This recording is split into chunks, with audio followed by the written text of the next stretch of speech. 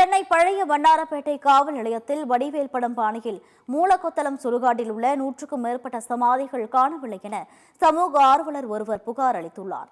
சென்னை மாநகராட்சி மண்டலம் 5வது வார்டுக்குட்பட்ட மூலக்கொத்தளம் பகுதியில் மிகவும் பழமையான சுடுகாடு அமைந்துள்ளது. இந்த சுடுகாட்டில் பழைய வண்ணாரப்பேட்டை, குறுக்குப்பேட்டை, மூலக்கொத்தளம், யானைகவனி, பிராட்வே உள்ளிட்ட பகுதியில் இறந்தவர்களை இங்கு அடக்கம் செய்வார்கள்.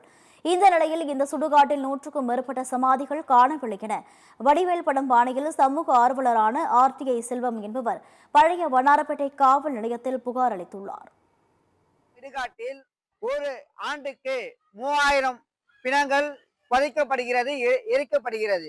அதில் 1970 இருந்து 2025 வரை காக்கப்பட்டிருந்த மற்றும் பராமரிப்பில் இருந்த சமாதிகளை சென்னை மாநகராட்சி அத்துமீறி இடித்து புதைக்கப்பட்டுள்ளது. சென்னை உயர்நீதிமன்றம் உத்தரவு என்னவென்றால், சென்னை மாவட்டத்தில் உள்ள ஒவ்வொரு இடுகாட்டில் உள்ள பழைய சமாதிகளை பராமரிக்க வேண்டும்.